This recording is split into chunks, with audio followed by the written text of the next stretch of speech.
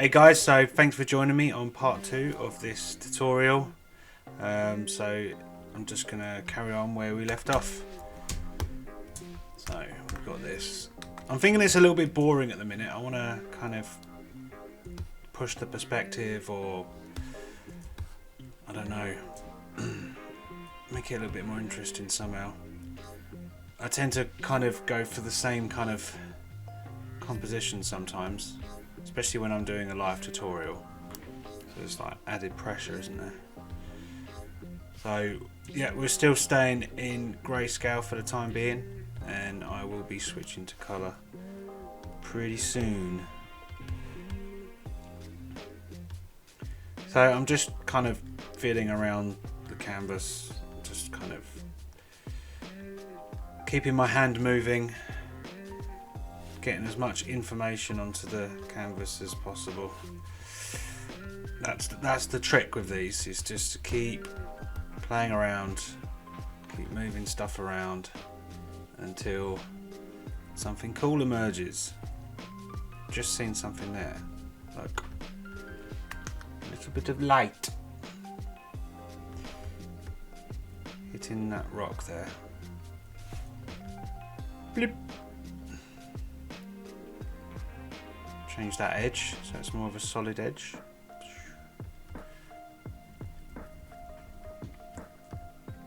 So this, I'm imagining, is just a little bit of light bouncing off, and I'm going to gradually increase the value. I mean, this is going to be a focal point, I guess. It's a bit strange because here's another thing I wanted to explain: the rule of thirds. So here I've divided my canvas up into thirds using the crop tool. So on each third, 1, 2, 3, 4, you should have a focal point. So you want to guide the viewer through the image. So you can make a focal point by, so our third landed on here, right? I can make this a focal point by adding high contrast, so lights and darks, or adding extra detail. So your eye is drawn to that straight away. I'll show you. So I want your eye to go like that, and then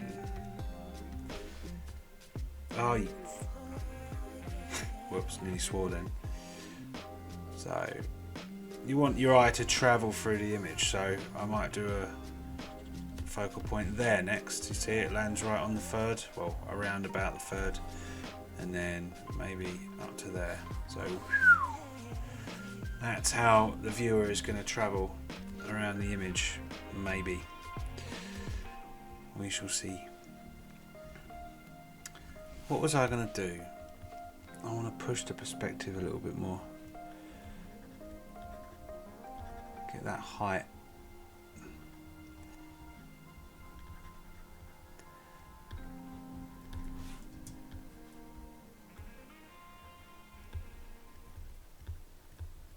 There you go, that looks better already.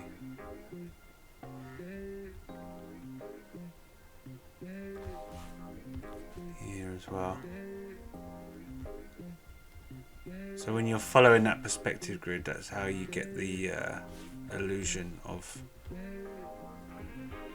3D space in a 2D canvas. That's the whole idea.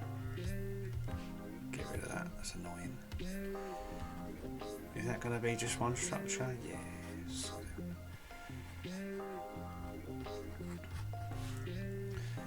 Right, let's play around with some more light.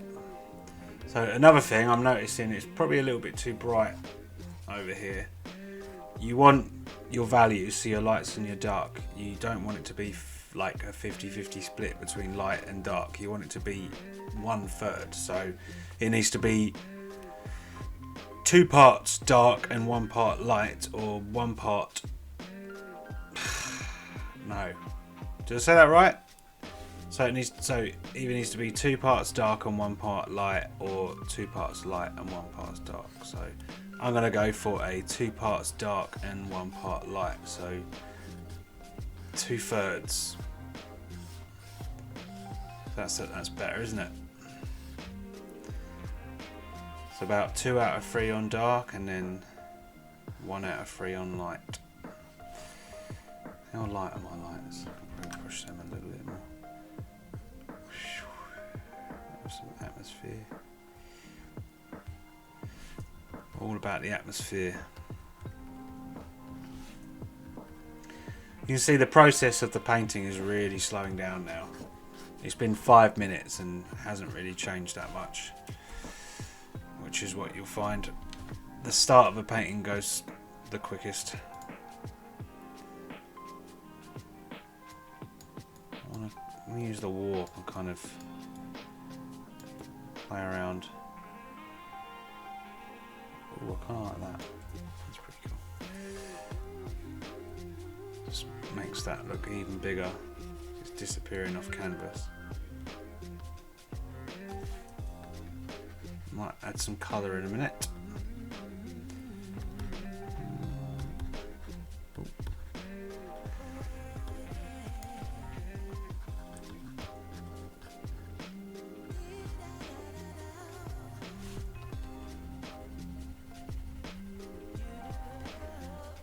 Some more interesting shapes. So your standard spiky shape. That's what it is. Oops.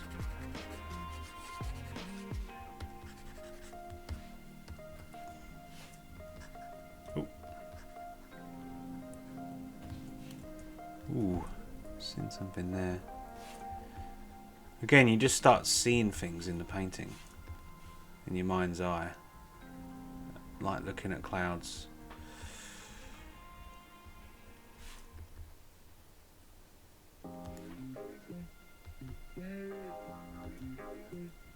Let's do some smudging. Smudge.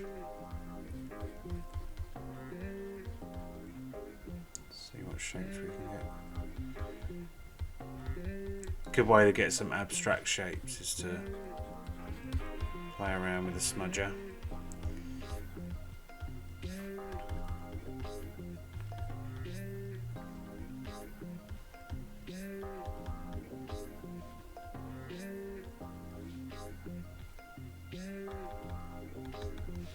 I actually quite like this now.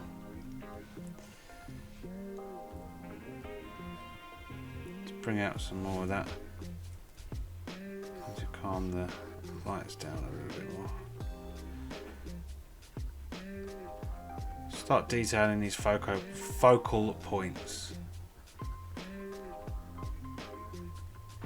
Sorry, I'm really tired. Just been working all day. Doing this actually, painting. And I've been to the gym as well, that tired me out. So, kind of running on empty at the minute, but I thought I'd just fit this in quickly before I go and chill out and watch a film or something.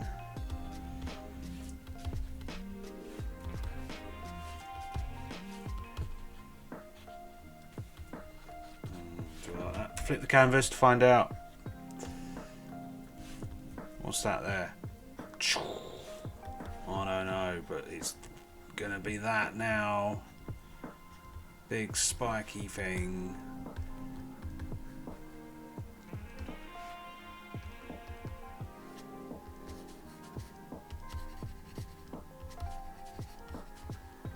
Just keep moving the brush, moving the brush.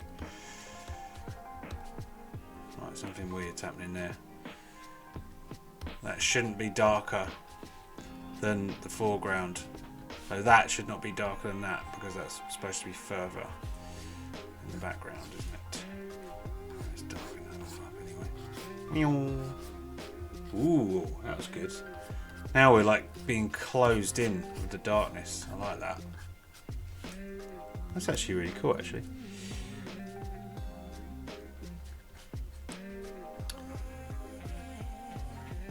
Right, quickly I'm going to add a colour pass. So, we switch to our hue cube. Set the layer to overlay. So that is like a light wash, like a light watercolour wash across the palette. Yeah, that kind of colour, unsaturated yellow I think. Again, I have no idea, I haven't pre-planned any of this, so it's just being painted as it goes. So I guess this is like a desert planet, alien desert planet or something. Yeah, why not?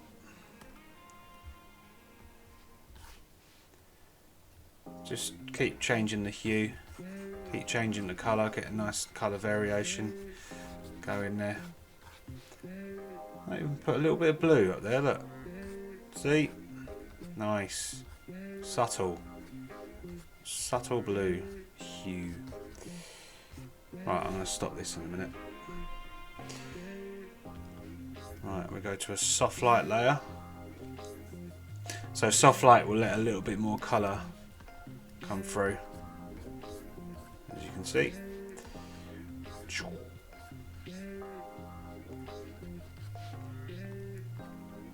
Get that kind of dark red. Oh no, too much. Subtlety is key.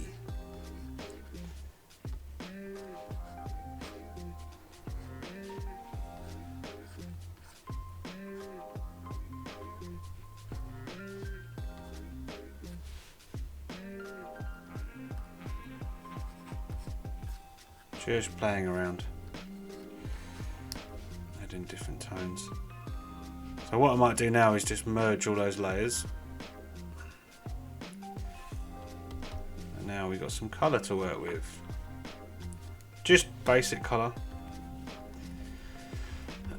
Excuse me.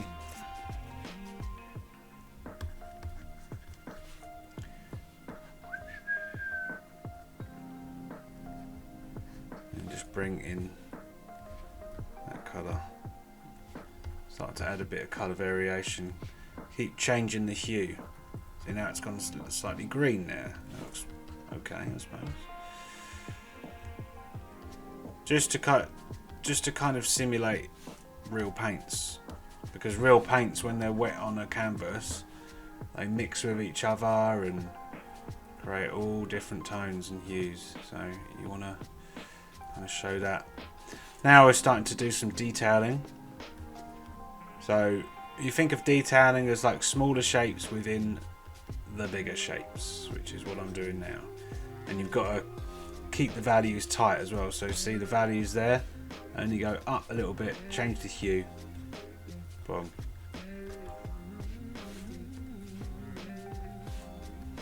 I will explain this better eventually. I'm just doing a real-time paint along, as I said I would.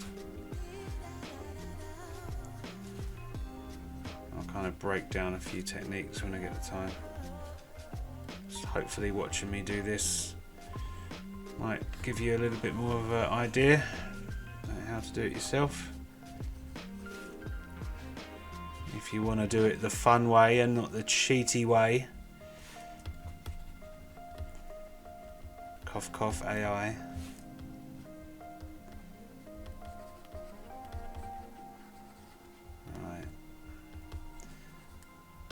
Right, I might just quickly show a little technique here for splitting up the planes. So use your lasso tool. My shortcut is A for that. And then pick out some shapes.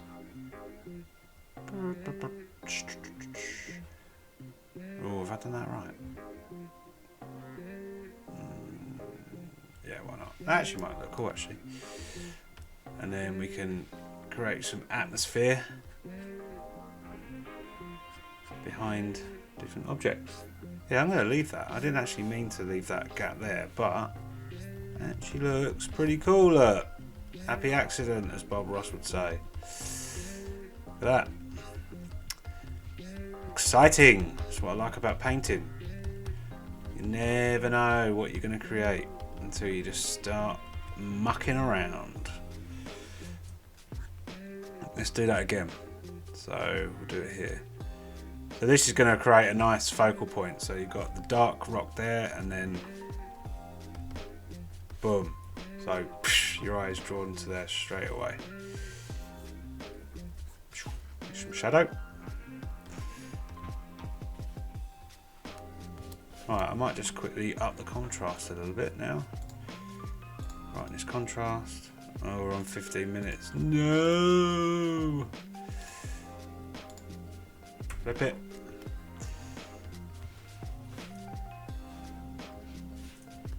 Let's get some subtle...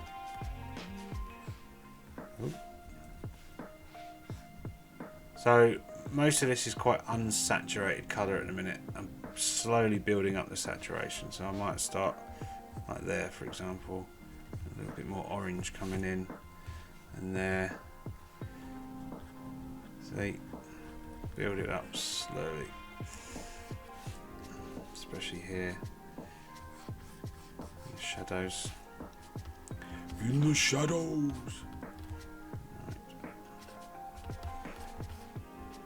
Right, I might leave it at that for now, and then make a part 3. That's not bad. So that was 15 minutes then, and then including the previous video, that was another 15 minutes. So this is half hour's work. So let's say you're doing a full day's work, and you've got clients asking you to do stuff like this. You can see how quickly you can get together a bunch of ideas for clients. But it's just, you've got to practice the techniques, practice over and over again in order to get that speed. I mean, this would take me hours, like years ago, because I just didn't know what I was doing, but I've done this 100 times now. And once you know the fundamentals, once you know to stick with perspective, your values and your focal points and all that good stuff, you can just focus on painting. So, right, let's stop now before I ruin it.